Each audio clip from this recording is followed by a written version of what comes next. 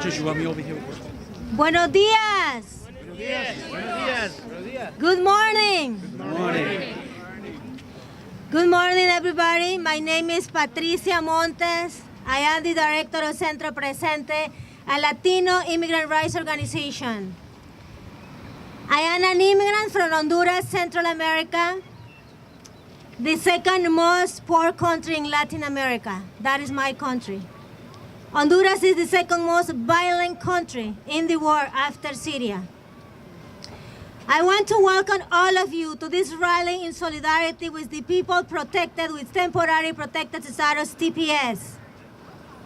Centro Presente represents over 1,000 people who have been renewing their TPS with us for the past 20 years. Our activities are part of a grassroots campaign that was launched last January with the full participation of more than 100 TPS holders, members of Centro Presente. Centro Presente strongly denounces the Trump regime's ill-advised and cruel decision to terminate the TPS of the 2,500 Nicaraguan immigrants who have been contributing to economies across the U.S. since 1998.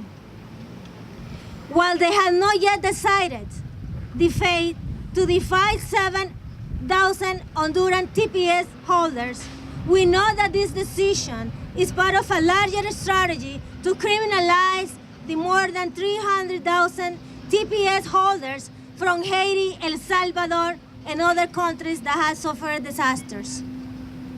We know that it is the federal government that will make the decision to extend or eliminate the TPS. However, it is important for us that our elected officials at the local and state level take a proactive role supporting our communities. As part of our campaign, we managed to pass 3 municipal resolutions at the local level in Cambridge, Somerville, and Boston. Now, we're advocating to pass a statewide resolution in support of TPS here in Massachusetts. There are more 7,800 people in Massachusetts that are TPS holders from El Salvador, Honduras, and Haiti. 5,300 U.S.-born children in Massachusetts had parents from El Salvador, Honduras, Haiti who have TPS. They are also part of our state. They also have rights. Today, I ask the elected officials that are here to help us to pass this resolution in Massachusetts. Let me tell you that we're not asking you for a favor. We're asking you to do the right thing. Yes.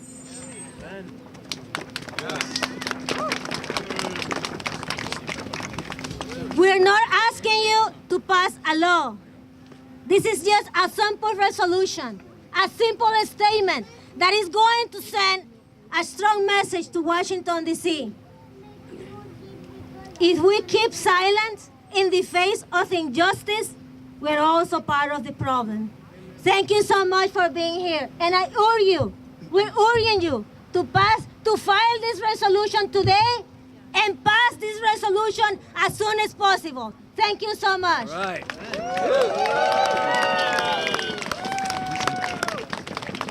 And now, I would like to call a policymaker that have been supporting the immigrant community for a very long time.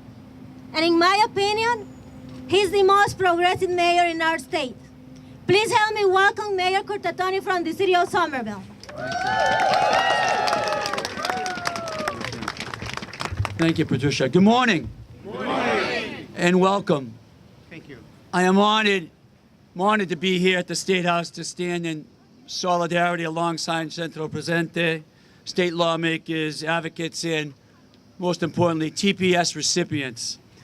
As proud as I am to see all of you here today, standing your ground, resisting policies out of Washington being driven by hate and prejudice, it's really unfortunate that we have to keep getting together for these rallies.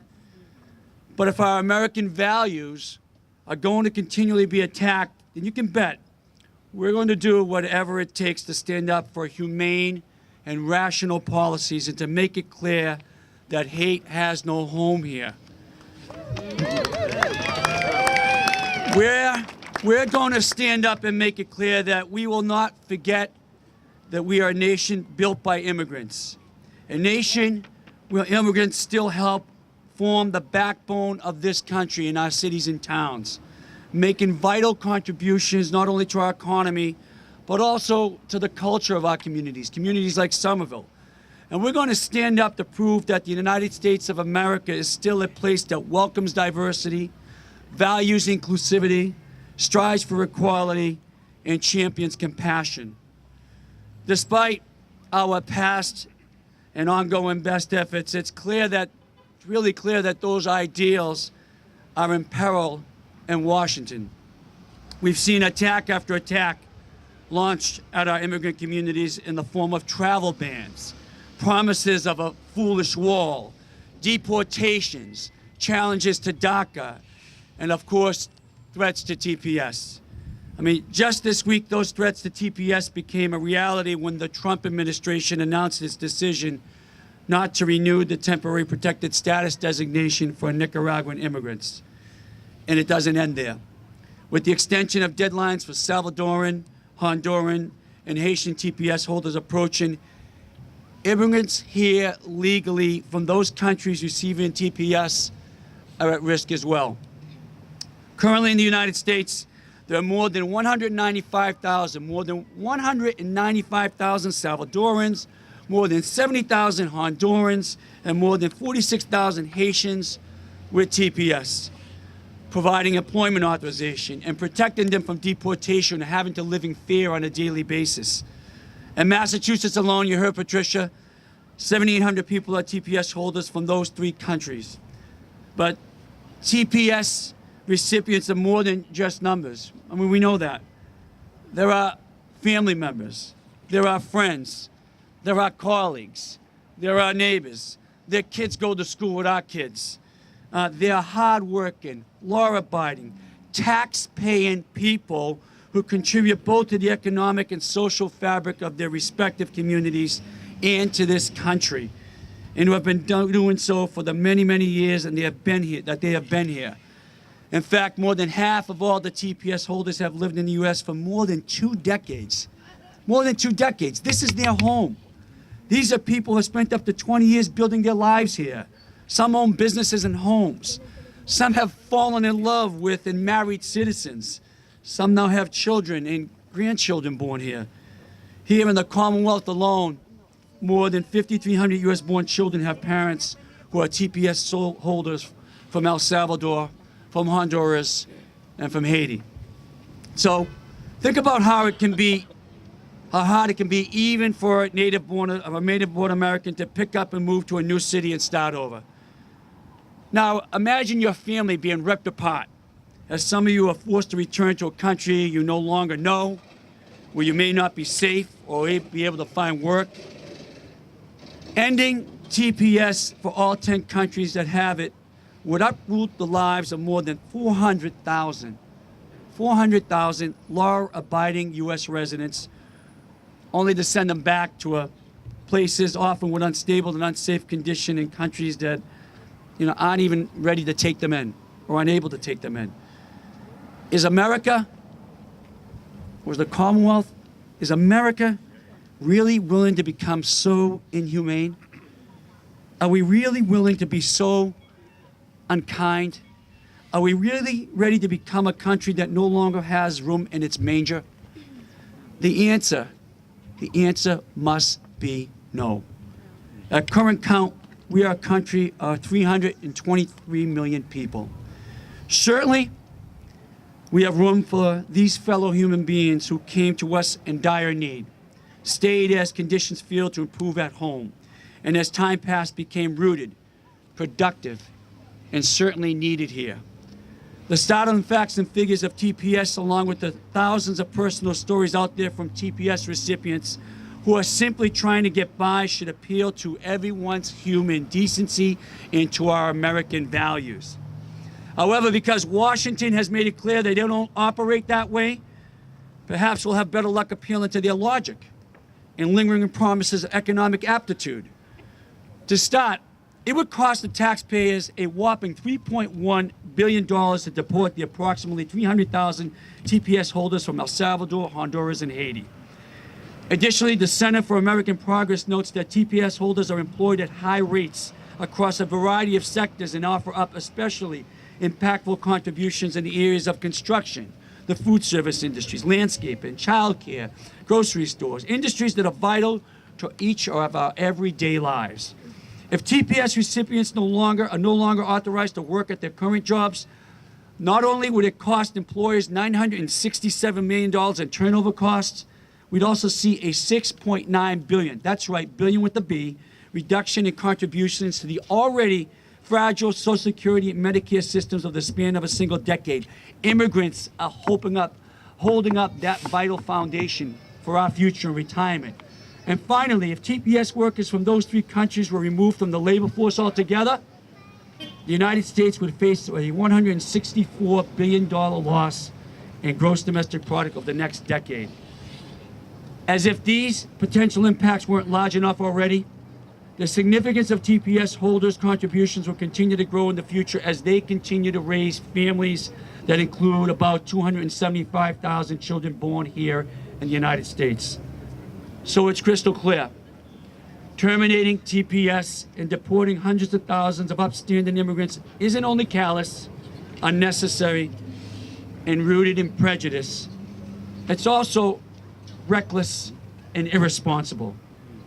We must continue to protect the status of TPS holders and fight to do so. Leaving them in limbo like this and having them live in a constant state of fear is just cruel. It is unjust, and it goes against the very principle of what it means to be an American. It cannot end at merely extending the time frame for TPS authorization. Kicking this ball down the road cannot be the game any longer. We must get to work and fix a broken system that offers easier, clearer paths to permanent citizenship for TPS recipients and for other immigrants. That has to happen. And in the meantime, we must continue to work around protecting sanctuary cities. And Patricia said it. In Massachusetts, we should pass the Safe Communities Act right now and become a sanctuary state. I've said it, we've said it time and time and again. There's no walking the fence on this one. We have to be bold, and we have to take action, and we have to do what's right. We're not going to sit idly by as the Trump administration continues to spew lies that demonize immigrants. We will, however, continue to stand by our neighbors and treat everyone with respect, with kindness, and with compassion. We will continue to stand up for TPS recipients, DACA recipients, and all members of our immigrant communities, regardless of status. The fight isn't over, and we'll fight for as long as it takes. Let us make one message clear to Washington. We are not backing down. We're going to take this fight to the very end, and we're going to win. Thank you. God bless.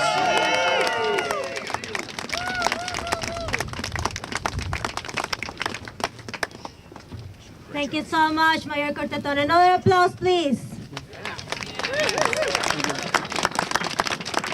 I know that passing legislation around immigration in Massachusetts, it has been, for us, impossible in the past 10 years.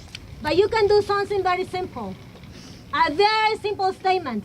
Pass a resolution in support of TPS, right? And help us to send that message to Washington that Massachusetts is supporting people with TPS. Yes.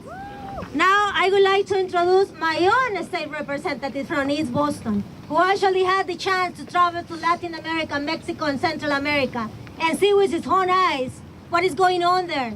The poverty and the extreme violence that is taking place right now in migrant-sending countries like Mexico, Honduras, and El Salvador. So now please help me welcome my state representative, Adrian Madaro. Thank you, everyone. How about a round of applause for Patricia and all the advocates here, and especially those from Centro Presente who have been leading this fight for TPS. Again, my name's Adrian Madaro, and I'm proud to represent the immigrant community of Boston, East Boston. And today, we're talking about a humanitarian program, something that has been going on for more than 2 decades.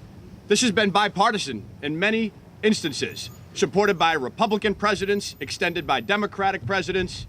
Yet today, we're faced with an administration who is, as Mayor Curtatone passionately said, demonizing immigrants. As a first-generation American myself, I am utterly insulted at the rhetoric that is coming from D.C. But here in Massachusetts, we could take a very symbolic step. And I'm very proud to say that along with some of my colleagues, Rep. Barber, Rep. Cullinane, I believe Senator Dorsina Fori on the Senate side, we will be filing this resolution. I believe we're filing it today.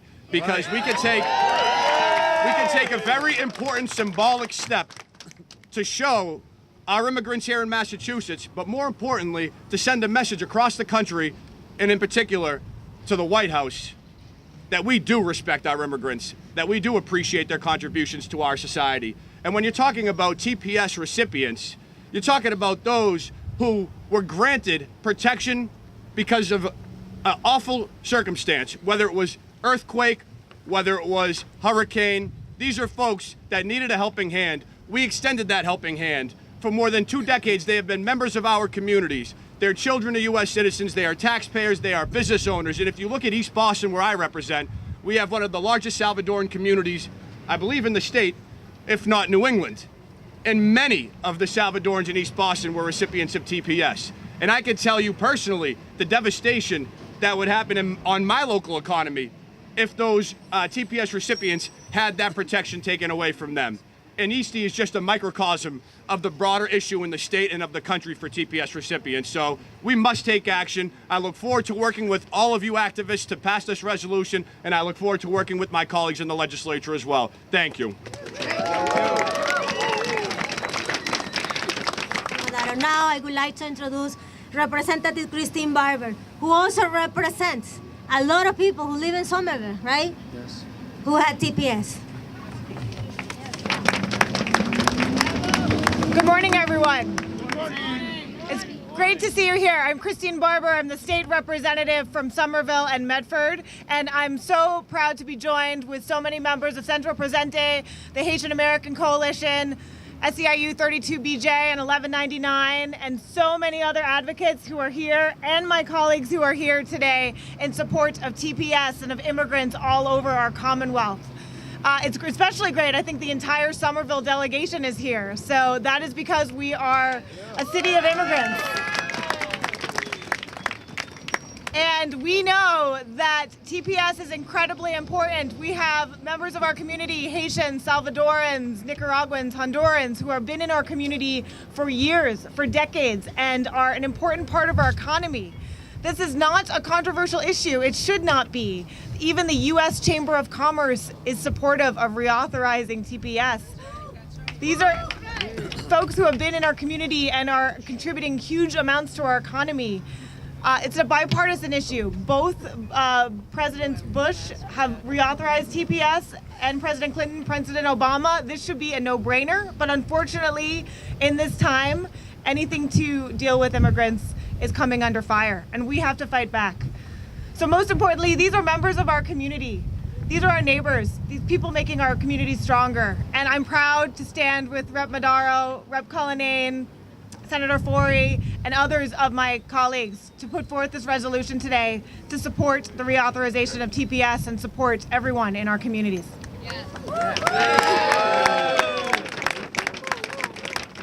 Now I would like to introduce another powerful person who is in a position of power, and I love it because she's a woman of color, and she's very strong. And she's also supporting the immigrant community. She has been supporting the Haitian community for a very long time. Please help me welcome the State Senator Linda Dorsina Fori.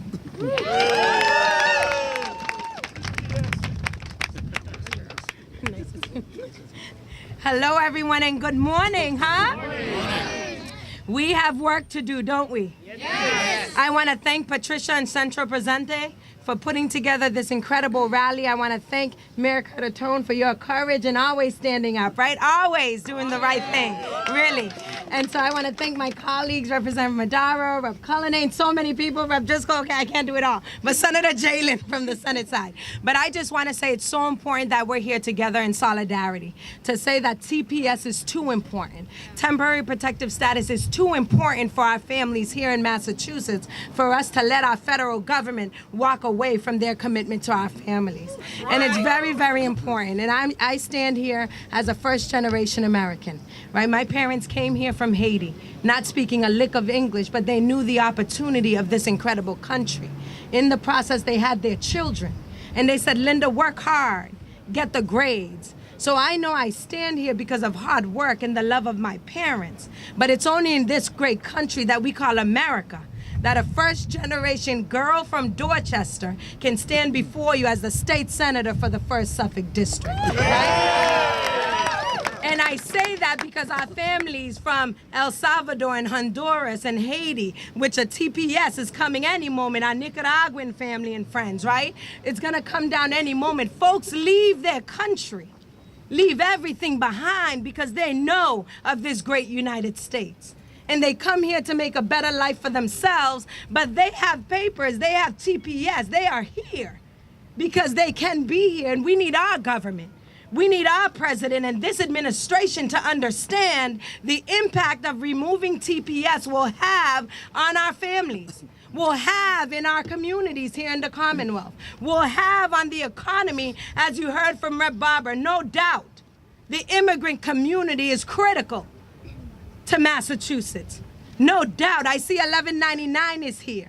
In terms of the healthcare workers, those that are serving and taking care of our loved ones at homes, majority are immigrants from these countries. When we talk about the work that's happening in hospitals, my dad did housekeeping at Beth Israel for 45 years, 35 years at Children's Hospital. When we talk about those jobs in the office building, it's the immigrant community that's doing it. It's folks from this country that's doing it. And so it's important when we talk about TPS and when we talk about our family and our friends, and whether you're from these countries or not, we are in it together, aren't we? And that's why we're here today, right? We are in it together. You don't have to be from Haiti or Honduras or El Salvador or Nicaragua to be here and say we stand united for TPS. Because as Americans, we recognize ourselves in one another. We may not look the same. We may not speak the same language, but we recognize the struggles. We recognize that whether your family came here yesterday or generations ago, we are all immigrants, aren't we? Yeah. We are all immigrants in search of a better opportunity for our children. And so we stand here, and I want to thank Rep. Madaro and our colleagues in the House and in the Senate. We're going to work on the resolution, to send to Washington. But I got to tell you, we got to thank our congressional delegation who has been fighting the fight. Because the 9 congressional folks, our 2 U.S. senators, have been in the fight sending letters, right? To this administration and to the Secretary of Homeland Security and to everyone, and to say, why are we doing this? Why would we do this? But we know why. Because we have someone in the White House who wants people to be divided. We have someone in the White House who doesn't want us to talk and start understanding one another, but wants to create that them. Right? Wants to create, they're the enemy, and they're not. And so that's why we're here today, to say it's too important and we have to save TPS. It's too important because these countries back home are not ready to accept all these folks. I'm going to talk about Haiti for a little bit right now. Earthquake, right? Haiti's not rebuilt. They cannot absorb these number of folks from the United States that they want to send back. Cannot. It doesn't work. And we have students in our schools that are getting educated, that are amazing, doing incredibly well. And families that are contributing in Somerville, in Boston, all over this great state. And we stand with our families today. But we do it in one voice, saying that doesn't matter what you look like, immigrant or not, we are Americans. And let's start acting like it. Thank you all, and God bless.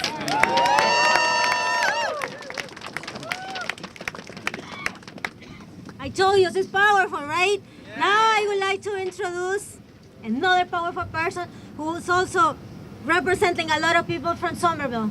Please help me welcome State Senator Patricia Jalen.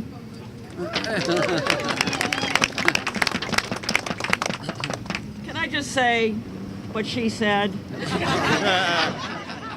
We shouldn't have to give the President of the United States a lesson in what makes America great. It's not just an American value to care about your neighbors. It's not just an American value. It's been a value for thousands of years.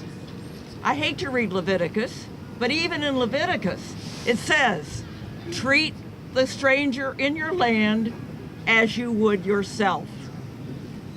We don't treat any neighbor that way.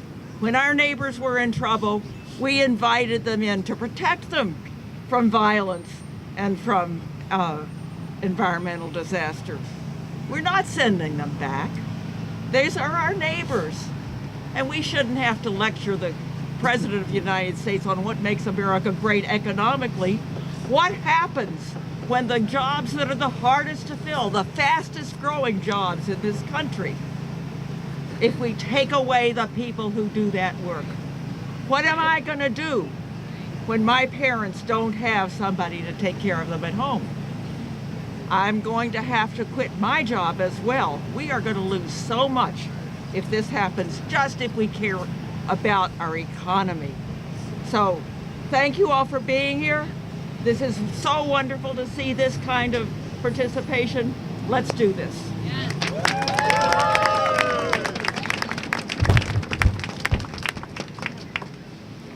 As I told you before, as part of our campaign, we were able to pass 3 municipal resolutions. And the first city who passed that resolution was the city of Cambridge.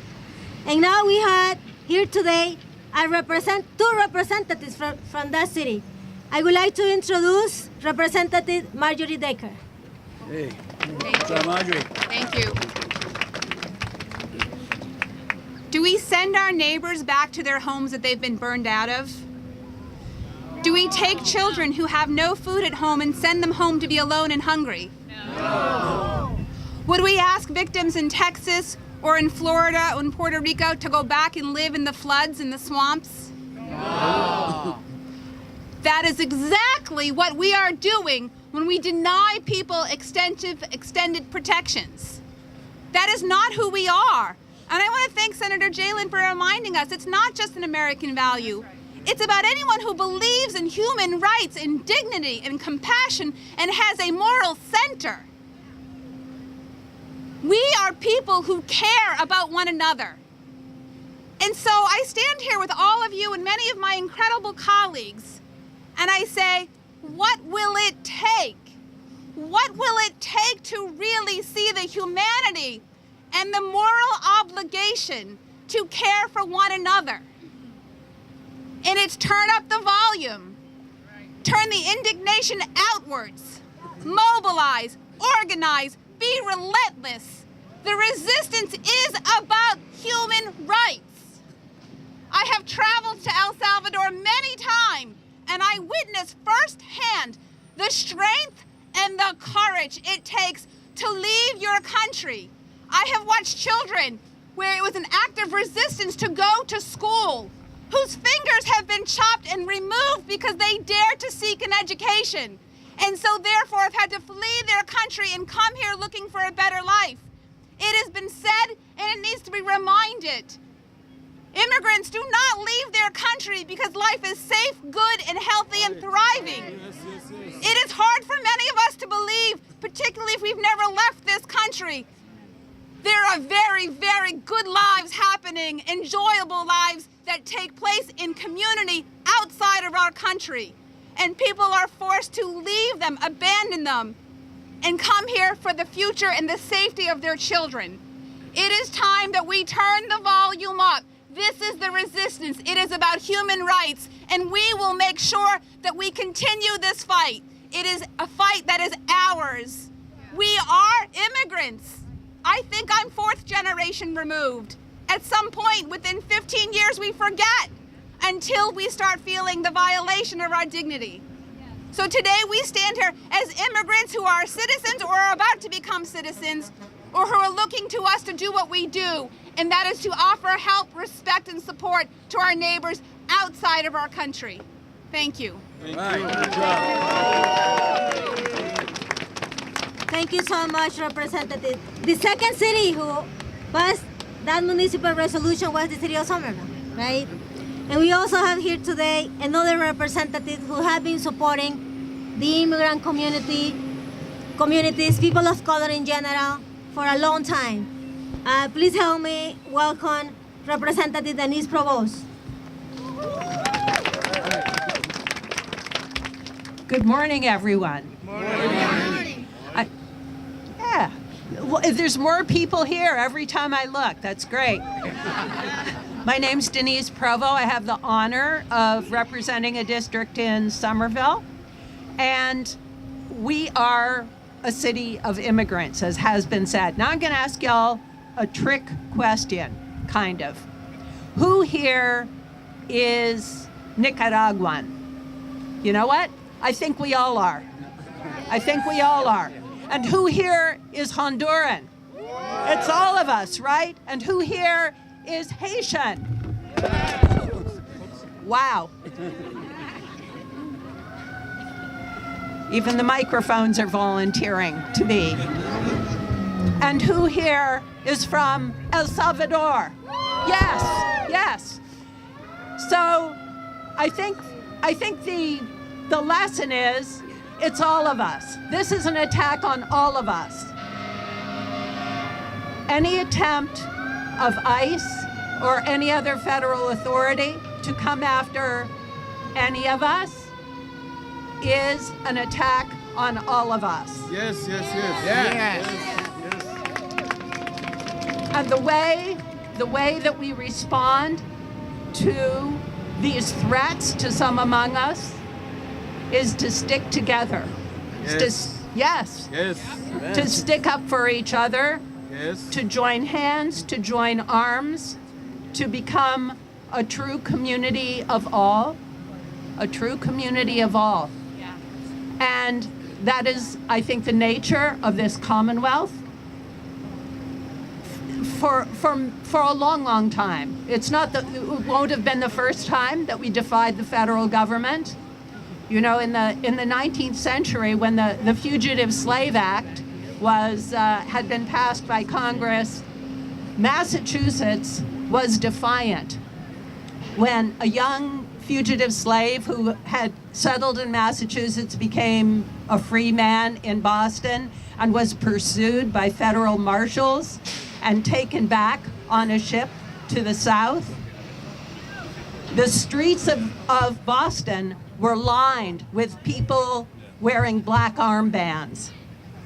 The buildings, the shop fronts in Boston were hung with black crepe. And a mob of people, peaceful but angry, watched those troops walk this young man down to the ship, where he was returned to the south. And the federal government did not once again try to remove a fugitive slave from Massachusetts. We want to keep these stories in mind and understand that it is in our bones, in our DNA in Massachusetts, to stand up for the human rights of all. Thank you for having me here today. Okay, I'm going to ask you what do you want, and you're going to say TPS and residency, right? Because TPS is not enough, right? No. We want to see Congress doing something, but if Congress is not going to do something, Massachusetts, at least, is going to pass a resolution to send that message to Washington, right? Yes. So, what do you want? TPS and residency. Can be better. Okay, one more time. What do you want? TPS and residency. A little bit better. Now, please help me welcome a person that is very new here in the House, but so far have been supporting the immigrant community. Please help me welcome Representative Mike Connolly. Thank you, Patricia. My name is Mike Connolly, and I have the honor of representing Cambridge and Somerville, two communities that have been sanctuary cities for several decades. And as you can all see, I happen to be a physical giant, but when it comes to advocating for our immigrant communities, when it comes to advocating for refugees, I am so grateful and so fortunate to serve with so many elected officials who are giants for our immigrant community and for our refugees, like Mayor Joe Curtatone and the whole delegation. So let's hear it for them. Now, it's all been said. I would love to associate myself with all of the comments that you've heard. So I'd just like to make one additional point.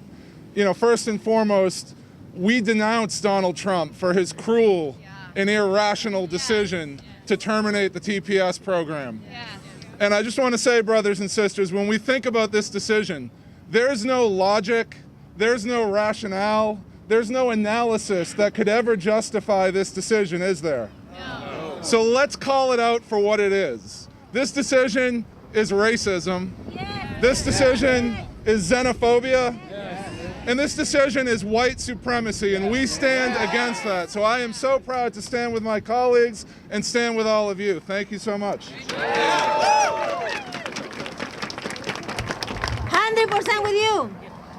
So now I would like to introduce Representative Daniel Culinani. I don't know if I'm pronouncing your last name the correct way. Thank you very much. I appreciate it.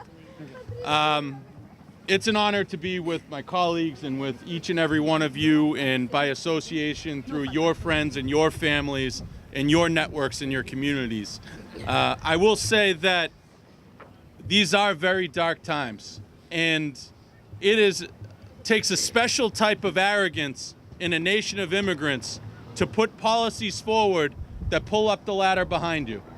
The opportunity that allowed you to get where you are, and yet people want to pull up the ladder behind them and forget their history, forget where they came from. And this is not us. This is not the Democratic Party. This is not our progressive ideals that we stand for. But there are people that are pushing forward these policies, and I think it's so important that we identify that these are the values of the modern Republican Party today.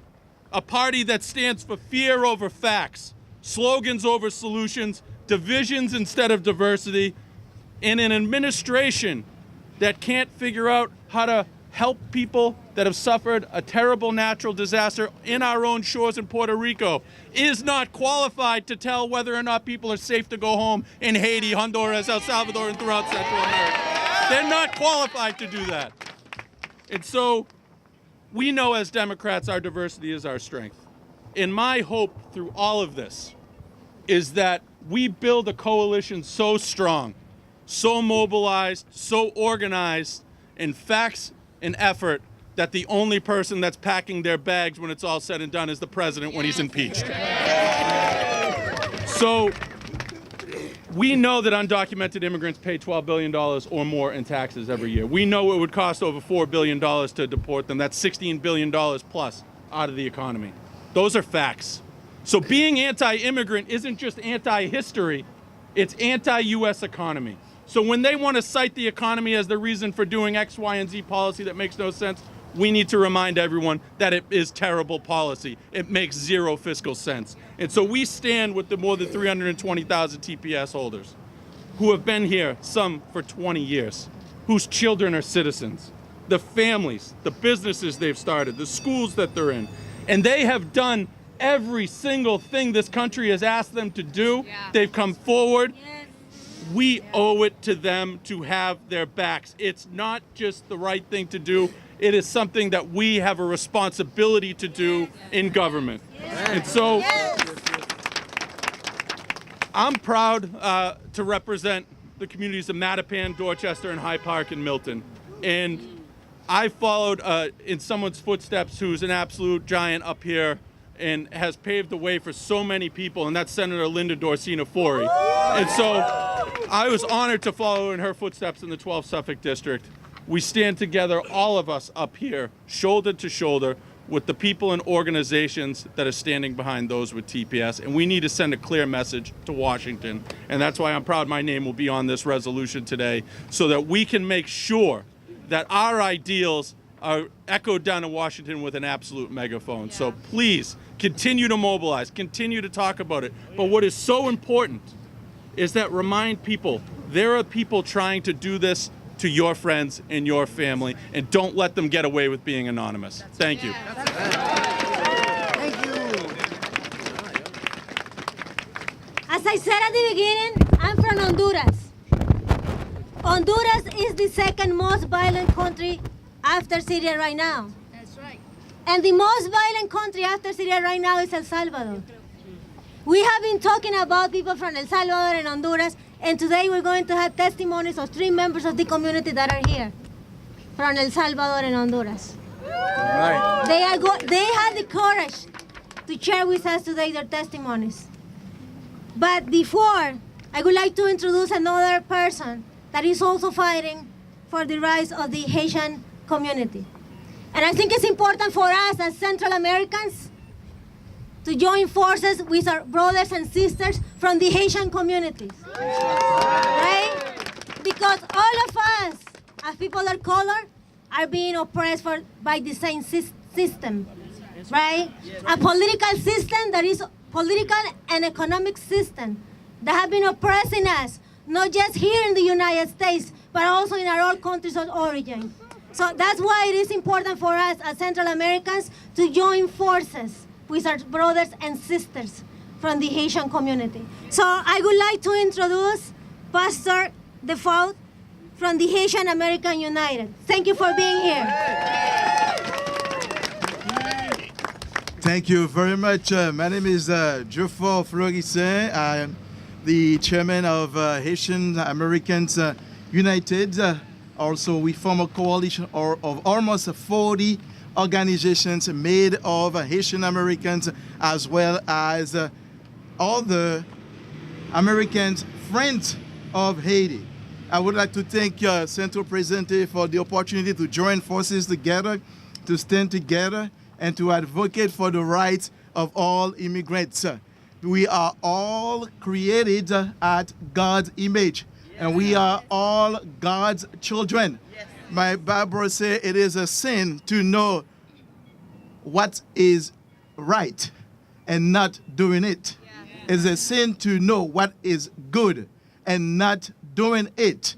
So, and I think it's the right thing for me just to be here and to say that we need protection, and that protection should be permanent.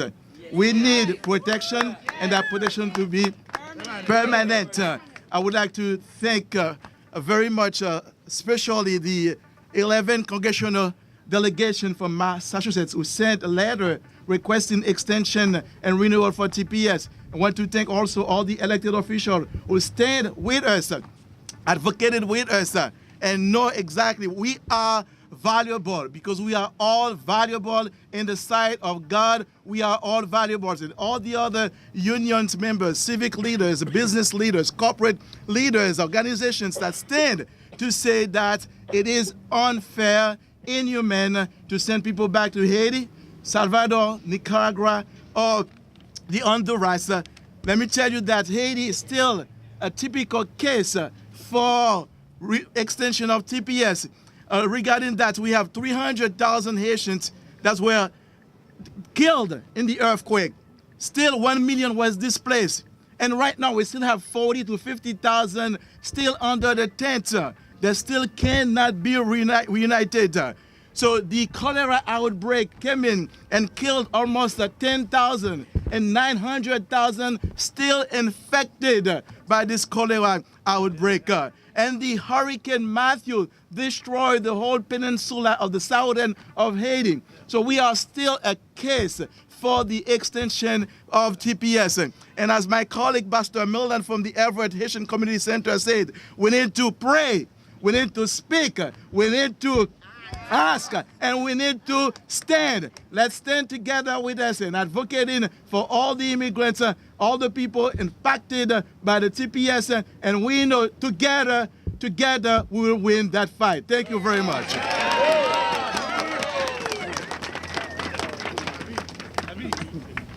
There are many workers. In fact, all people who have TPS are workers, right? Yes. Right. So I'm going to introduce right now Roxana Rivera, the Vice President of the SEIU 32 Beijing. Thank you for being here.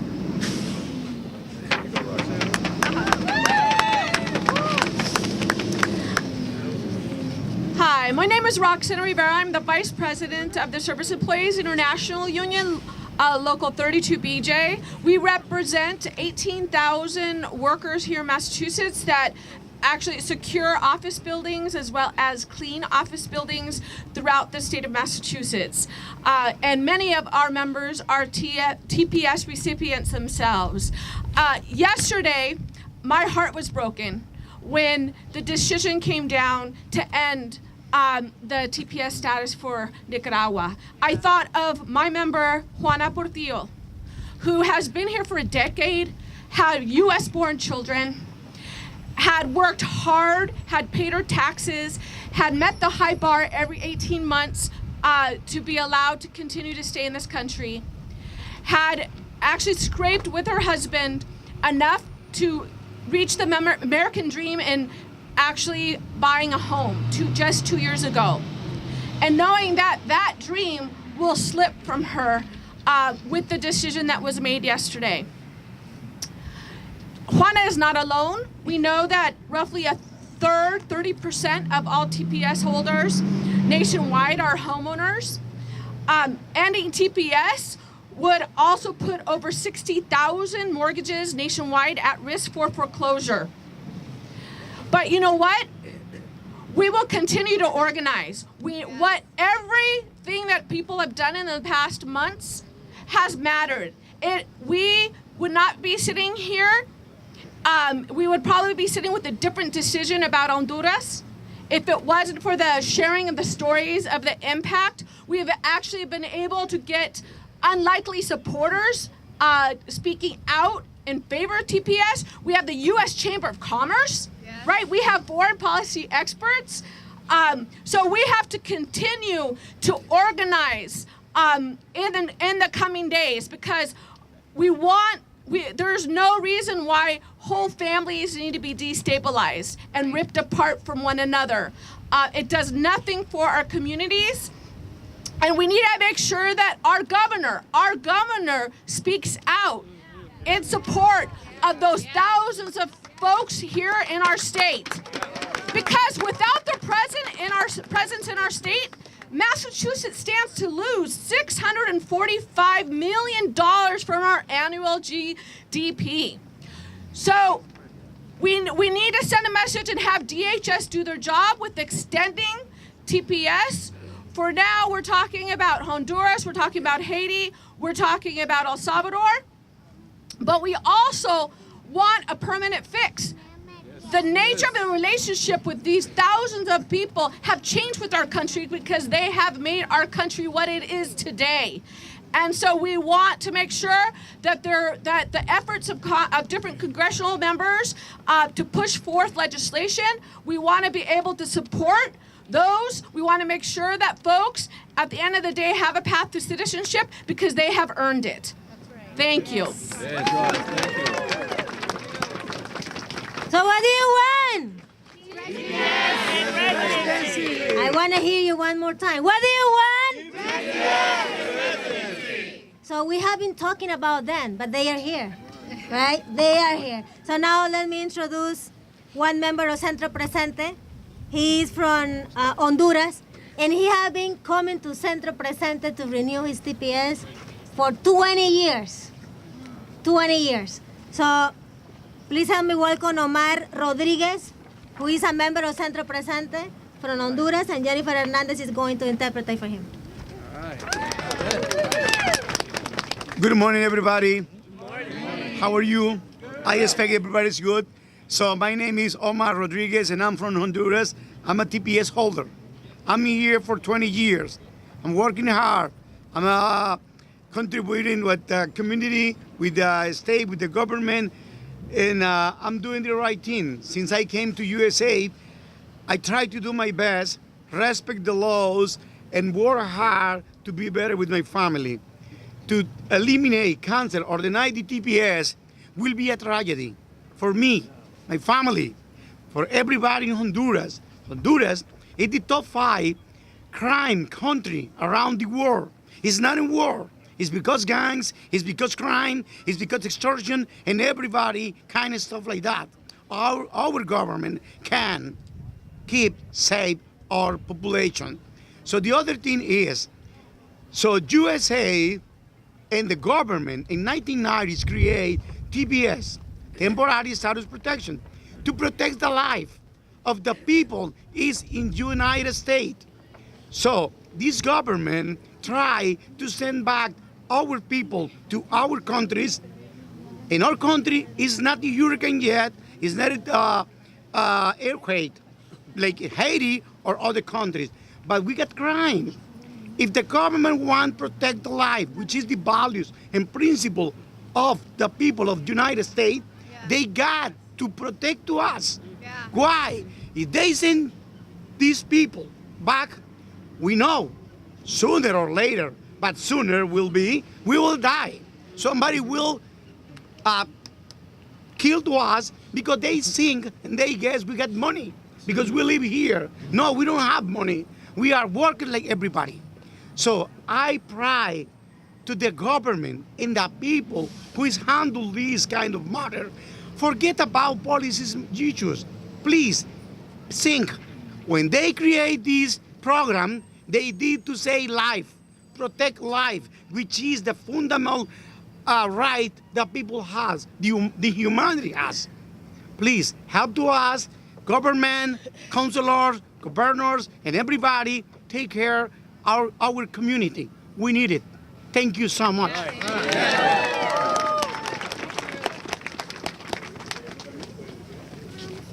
Okay, what do you want? TPS and residency. And we also want justice. We also want to live with dignity, right? Because in the end, the TPS is only a program, right? The residency, you can have residency, and they can also discriminate against you because you're black, because you're brown, because you're a Latina, right? So we want to change that. So now I would like to introduce another person, Maria Vivas, who is from El Salvador, who also have been renewing TPS with Centro Presente for many years. And I just want to let you know that my state rep already left. He has a meeting, but he told me that they are going to file the resolution today. So please, something that you can do after this rally is make sure that you today, immediately after the rally, you take your phone and call your state rep and a state senator and ask them to support the resolution in support of TPS. They are filing the resolution today. We want them to pass this resolution as soon as they can, right? Yeah. Hola, buenos días a todos. Mi nombre es María Vivas. I am from El Salvador. I have a TPS. Hello, good morning. My name is María Vivas. I'm from El Salvador and I have TPS. Okay. Yo tengo 18 años de vivir en Massachusetts y trabajo en el NGA. I have been living in the U.S. for 18 years and work at MGH. Y con el TPS yo he podido trabajar seguramente y contribuir a este país. With TPS, I have been able to work securely and to contribute to this country. Yo contribuyo con mi trabajo y mis impuestos. I contribute with my work and with paying taxes. Y todo lo que he trabajado, mi dinero ha quedado aquí en este país. And everything that I have worked for, it has all stayed here in the U.S. All the money has stayed here. Y si llegaran a quitar el TPS, pues yo lo podría perder todo. And if TPS were to be taken away, I would lose everything. Y no solo yo, sino todas las personas que tienen el TPS. And not only me, but everyone who has TPS. Y yo no puedo regresar a El Salvador porque allá hay mucha violencia. And I can't return to El Salvador because there is a lot of violence over there. Y yo todo lo que tengo está aquí, que son mis hijos, mi familia y mi trabajo y mi comunidad. Everything I love is here. My kids, my family, my work, and my community. Que es lo que yo más quiero y amo. Which is what I most want and love. Por eso todos unámoslos juntos para lograr lo que queremos y salvar el TPS. Gracias. So let's all unite together to fight and save TPS. Thank you. Thank you. Pensé que me iba a poner nerviosa, ¿no?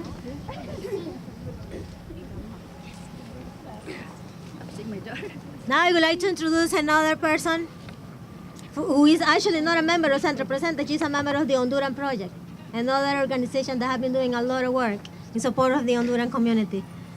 Jessie Carvajal from Honduras, a person that has been renewing TPS for 20 years. Hello, everybody. My name is Jessie Carvajal, construction worker. I've been in this country for 20 years paying my taxes. I'm a single mother, and I don't depend on any government assistance. I work every day, get up 4 in the morning, bringing my daughter to the babysitter. And I'm very, very proud to have TPS. It's the one that has been helping me. I want to tell Trump and everybody, I'm not leaving my daughter behind.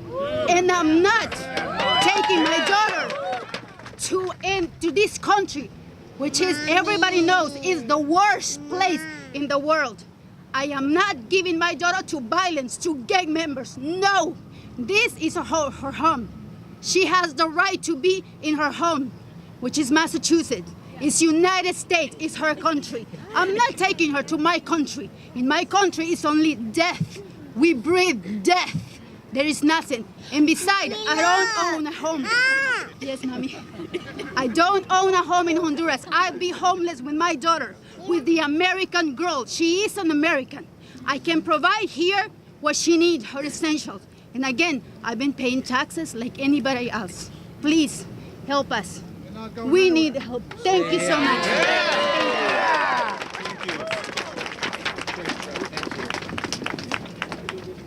Thank you, Jessie. Thank you, everybody, Mayor Curtatone, and all the elected officials that were here with us today. We're ending the program, but we're not ending the fight, right? Yeah.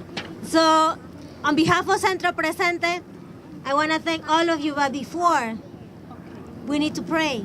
Amen. Right? Amen. We need to pray because we need to have the energy, the passion, the love, and I get very emotional because this is not just, it's not affecting me just as an activist. I also have family who had TPS, and they are also afraid. My grandma she is 95 years old, and I have an uncle who had TPS. They live in Texas, and they called me the other day, and they said, "What are you doing?" And I said, "I have been doing this work for the past 12 years, right?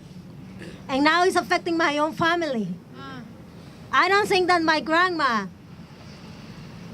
is going to be happy with this news, right? So we need the energy to continue doing this and fight for our own families, for the communities, and for not just for people with TPS, but also for the 11 million of undocumented immigrants that have been living here in the U.S., right? And also for all the migrants that are living right now, Honduras, El Salvador, and Haiti, escaping violence and escaping structural poverty, right? So now I would like to call Reverend Little Page from the Roxbury Dorchester Powering Community, who is going to guide us in a prayer. Yes. Thank you. I am the Reverend D. Littlepage, and I'm an Episcopal priest and the director of Roxbury Dorchester Powering Community, a collaboration committed to making the church in stronger relationship with the community around us so that together we can create the kind of world where dignity and love are the basis of our communities. Yes. Yes. Please join me in prayer. God of our weary years, God of our silent tears, O God who has brought us thus far on the way, we come before you today with our hearts heavy for our Nicaraguan families and friends who now find themselves being separated from family, from friends, and a life that they have been building over many, many years. We come before you today with our hearts heavy for our Honduran and Haitian and Salvadoran and Syrian siblings who anxiously await decisions about TPS in the coming days and months. And yet, even as we watch and as we wait, we pray, we hope, we advocate, and we are strengthened by the resolve that no government decision determines the status of any person, because we are all fearfully and wonderfully made by you and in your image. Even as we grieve and as we wonder what's next, we are strengthened by our resolve that all of our neighbors, our family, our friends, regardless of where they were born, are a part of our beloved community, and we will stand with them and we will fight with them for the dignity and protection that they deserve. We pray you to grant us wisdom and grant us courage to continue to organize and advocate. We pray you to grant us wisdom and grant us courage to continue to stand in solidarity across lines of nation of origin, of race, of language. We ask you to grant us wisdom and grant us courage to commit to the journey, no matter how long it takes. We ask you to grant us wisdom and grant us courage to lift our voices as one voice, because we know that when we lift our voices united, we will be heard. It is in your name we pray. Amen. Amen.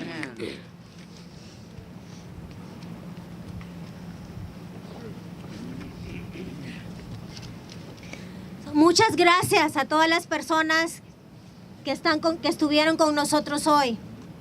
Y los necesitamos porque la lucha sigue. I just want to thank all of you for being here today. And we need you because the struggle had to continue, right? Right. And I just want to announce that tomorrow we're going to have a vigil. And I also want to thank all the members of the Episcopal City Mission for their help. They are here today.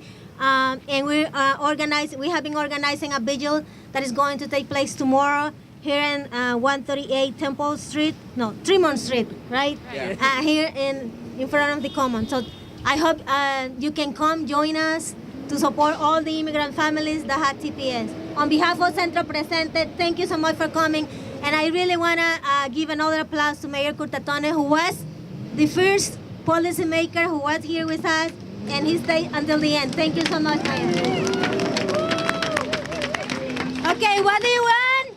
TPS and presidency. Oh, that was better, much better. What do you want? TPS, presidency, and justice. Three things. TPS, residency, and justice. I love that. Okay, one more time. Give me that energy. What do you want? TPS, residency, and justice. Here you go. I love you. Thank you so much for coming. Thank you so much.